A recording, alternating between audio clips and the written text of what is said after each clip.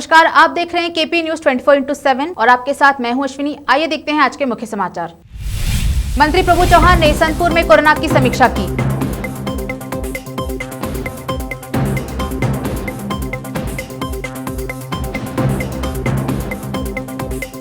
कर्नाटक में नई मरीजों से ज्यादा स्वस्थ हुए मरीज, स्वास्थ्य मंत्रालय की सूचना।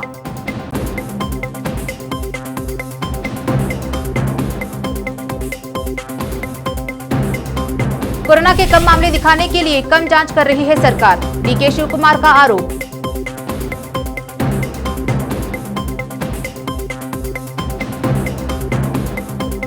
जम्मू कश्मीर में सुरक्षा बलों और आतंकियों के बीच मुठभेड़ में एक आतंकी ढेर।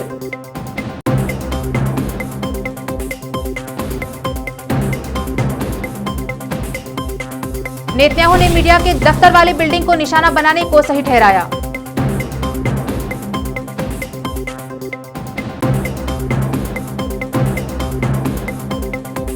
अमेरिका के हिंदू मंदिर में अनुसूचित जाति के मजदूरों के शोषण का मामला।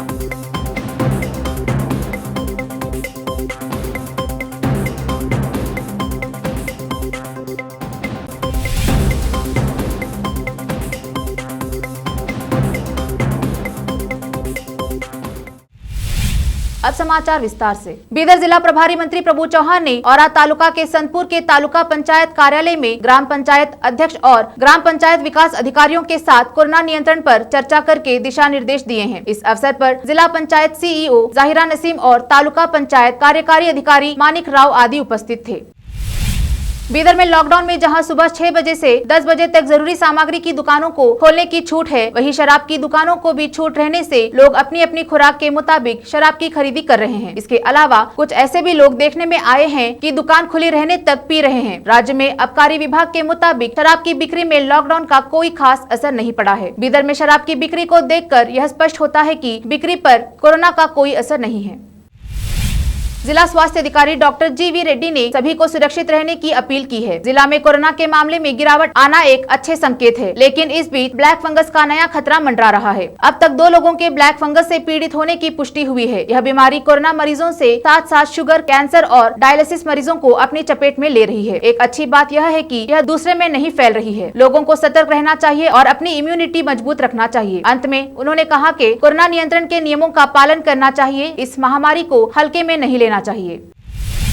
जिला प्रभारी मंत्री प्रभु चौहान ने ब्रिम्स अस्पताल में डॉक्टरों और सभी कर्मियों को कोरोना संक्रमितों का इलाज करने की सेवा के लिए सम्मान किया है। इस अवसर पर डॉक्टरों और सभी कर्मियों ने भी मंत्री जी का सम्मान किया। ब्रिम्स के कार्यक्रम में शामिल होने के बाद जिलाधिकारी कार्यालय में पत्रकारों को संबोधित किया। इस दौरान मंत्री ने जिले में 55 शिक्षकों के कोविड से मरने के सवाल पर जवाब देते हुए कहा कि इसकी संपूर्ण जानकारी नहीं है। इसी प्रकार जिलाधिकारी रामचंद्रन आर ने भी पूरी जानकारी नहीं रहने की बात कहते हुए कहा कि मात्र 53 शिक्षकों की मौत की सूचना है, जबकि जिला सार्वजनिक शिक्षण अधिकारी डॉक्टर के.आर. दोड्डे ने केपी न्यूज को बताया था कि 55 शिक्षकों की मौत की जानकारी जिलाधिकारी को दी जा चुकी है।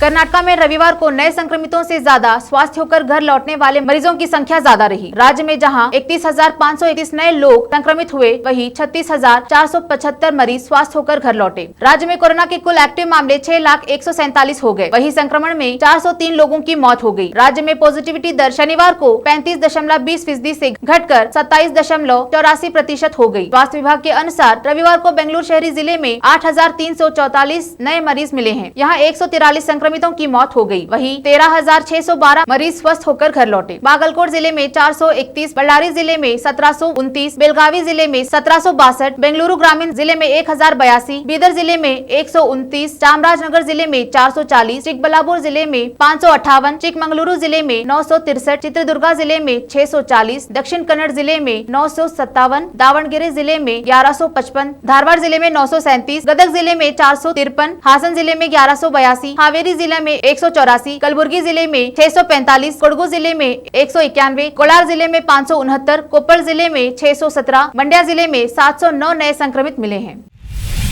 कर्नाटक कांग्रेस अध्यक्ष डीके शिवकुमार ने आरोप लगाया कि राज्य सरकार ने राज्य में कोरोना संक्रमण के मामलों को कम दिखाने के लिए सभी अस्पतालों को कोविड-19 परीक्षण को 50% तक कम करने का निर्देश दिया है। उन्होंने कहा कि यह सरकार की ओर से नागरिकों की हत्या करने के समान है। कांग्रेस नेता ने कहा कि ICMR की एक रिपोर्ट में कहा गया है कि परीक्षण को तेज किया जाना चाहिए, लेकिन सरकार ने अस्पतालों से टेस्टिंग में 50% की कटौती करने को कहा है। ज्यादा टेस्टिंग का मतलब है लोगों में ज्यादा जागरूकता। कम मामले दिखाने के लिए कोरोना की जांच संख्या कम करना सही नहीं है। शिव कुमार ने कहा कि लोगों की जान बचाने जैसे मसलों पर सरकार को उनकी पार्टी का भरपूर सहयोग मिलेगा, लेकिन गलतियों व गलत फैसलों को बर्दाश्त नहीं किया जाएगा। वहीं गृह मंत्री बसवराज बोम्मई ने शिव कुमार के आरोपों का खंडन करते हुए कहा कि सरकार ने RT-PCR परीक्षणों को कम नहीं किया है। इससे पहले रेलवे स्टेशन और बस स्टैंड समेत सार्वजनिक जगहों पर टेस्टिंग होती थी। यह अब लॉकडाउन के कारण बंद हो गया है।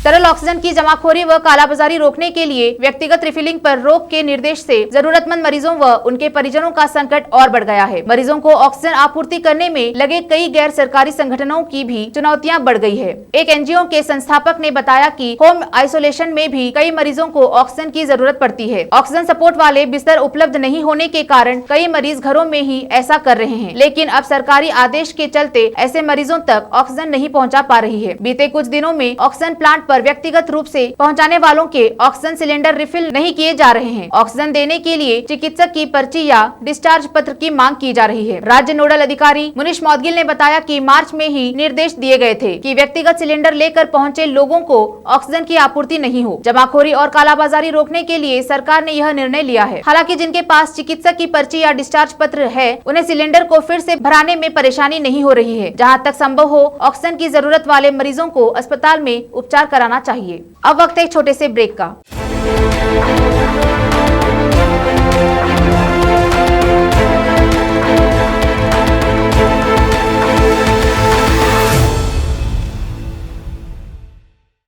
KP चैनल के निर्देशक और नूर शिक्षण संस्थान के अध्यक्ष मोहम्मद अयाज खान ने एक बार फिर आगे आकर जरूरतमंदों की तरफ मदद का हाथ बढ़ाया। राज्य में अप्रैल माह से लॉकडाउन की स्थिति बनते हुए अब जब संपूर्ण लॉकडाउन किया गया है, ऐसे में रोज काम करने वालों का रोजगार छिन जाने या अन्य कामकाज बंद रहने से परेशान चल रहे लोगों को अयाज खान ने अपनी ओर से मुफ्त राशन किट वितरण किया। अयाज खान मुसीबत के समय लोगों की मदद के लिए आगे आए हैं। वह हमेशा लोगों के कठिन समय में उनकी किसी न किसी प्रकार से बिना किसी भेदभाव से मदद करते आए हैं। बीदर में लॉकडाउन के शुरू होते ही उन्होंने लोगों को संकट का सामना न करना पड़े, इसलिए राशन किट वितरण किया। शहर में विभिन्न क्षेत्रों में राशन किट वितरण कर रहे हैं। इसके अलावा खान साहब के कॉलेज तक पहुंचे जरूरतमंद लोगों को भी किट दिया जा रहा है। अयाज खान का कहना है कि लॉकडाउन के कारण लोगों में परेशानी और डर है। ऐसे में लोगों का काम काज बंद रहने से कठिनाई का सामना कर रहे लोगों को परेशानी न हो, इसलिए सभी धर्मों के लोगों को यह राशन किट बांटे जा रहे हैं। ब्रेक के बाद फिर एक बार स्वागत है। आइए देखते हैं आगे के समाचार।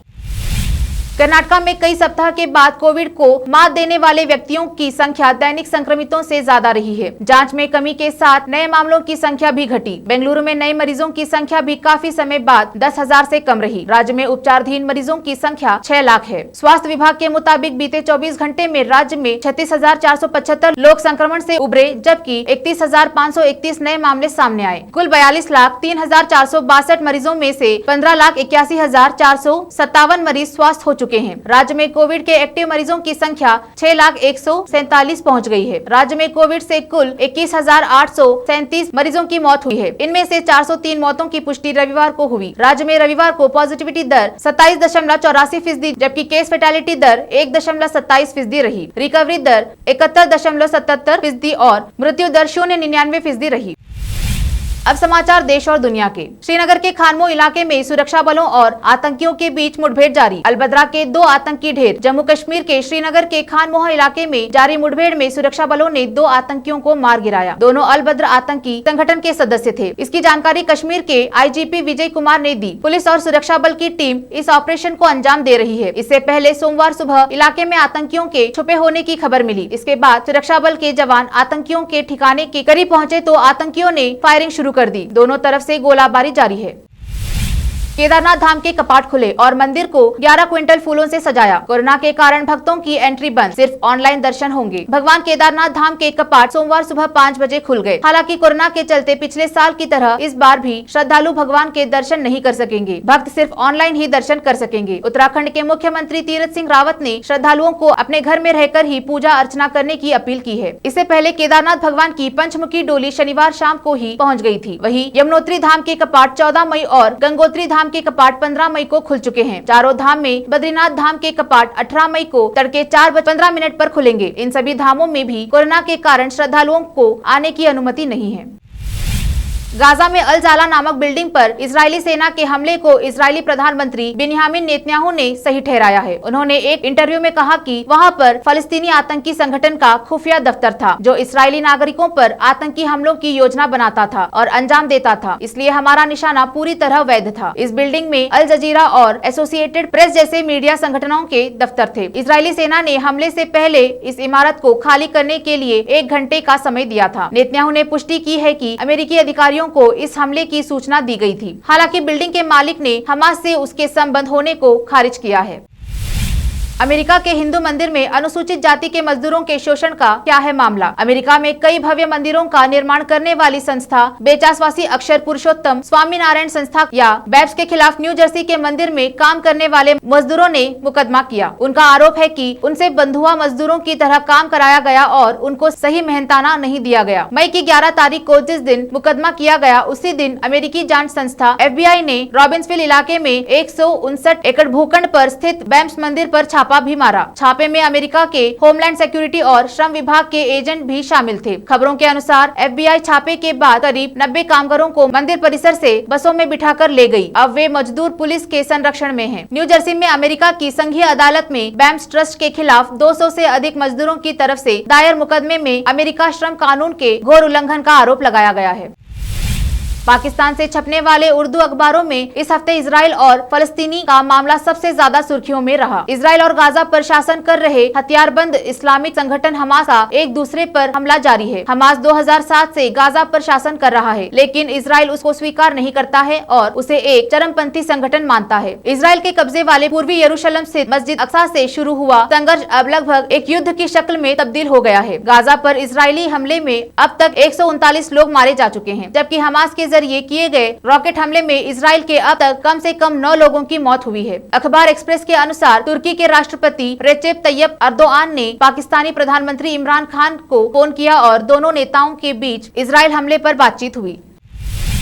अब समाचार खेल के। पैट क्यूमिंस और स्टीवन स्मिथ सहित इंडियन प्रीमियर लीग में खेलने वाले ऑस्ट्रेलियाई क्रिकेटर मालदीव में कुछ दिन बिताने के बाद सोमवार को सिडनी पहुंच गए हैं। भारत में कोविड महामारी की बिगड़ती स्थिति को देखते हुए ऑस्ट्रेलिया ने वहां से उड़ानों पर रोक लगा रखी थी, जिसके कारण IPL स्थगित होने के लगभग 2 सप्ताह बाद ऑस्ट्रेलियाई क्रिकेटर स्वदेश लौट पाए। ऑस्ट्रेलियाई दल में खिलाड़ियों, अधिकारियों और कमेंटेटर सहित कुल 38 सदस्य शामिल थे, जो 10 दिन मालदीव में बिताने के बाद आज सुबह सिडनी हवाई अड्डे पर पहुंचे। IPL को विभिन्न टीमों में कोविड-19 के मामले पाए जाने के बाद 5 मई को स्थगित कर दिया गया था। अंत में समाचार फिल्मी नगरी के। सुपरस्टार सलमान खान की फिल्म राधे में गैंगस्टर का किरदार निभाने वाले गौतम गुलाटी ने एक इंटरव्यू में बताया कि शूटिंग के दौरान उन्होंने सच में दबंग खान को पंच मार दिया था। हालांकि ये घटना दुर्घटनावश हुई। बिग बॉस सीजन 8 के विजेता रह चुके गौतम गुलाटी एक लोकप्रिय टीवी एक्टर है और उन्होंने कई प्रोजेक्ट में काम किया है। वायरल बॉलीवुड नाम के एक यूट्यूब चैनल के साथ इंटरव्यू के दौरान गौतम ने बताया, हल्का सा हो गया था एक बार। ईमानदारी से कहूँ तो मैं फाइट सीन को लेकर काफी नर्वस था। मुझे कुछ चीजें सीखने की जरूरत थी। एक बार फिर देखते हैं मुख्य समाचार। मंत्री प्रभु चौहान ने सनपुर में कोरोना की समीक्षा की।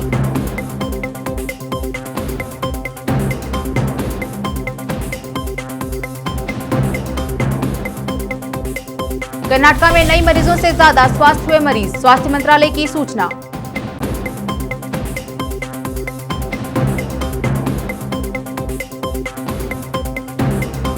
कोरोना के कम मामले दिखाने के लिए कम जांच कर रही है सरकार, DK शिव कुमार का आरोप।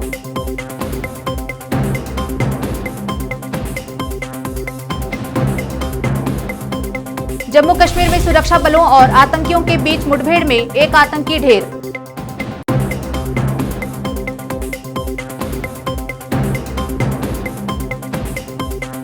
नेतन्याहू ने मीडिया के दफ्तर वाली बिल्डिंग को निशाना बनाने को सही ठहराया।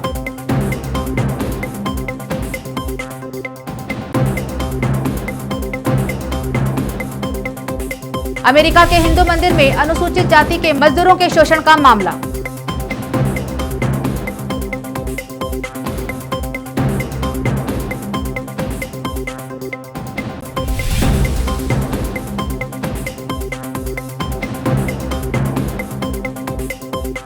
केपी न्यूज में फिलहाल इतना ही। मैं अश्विनी आपसे विदा लेती हूँ। फिर मुलाकात होगी देश प्रदेश के अन्य समाचारों के साथ। तब तक के लिए देखते रहिए केपी न्यूज 24/7। धन्यवाद।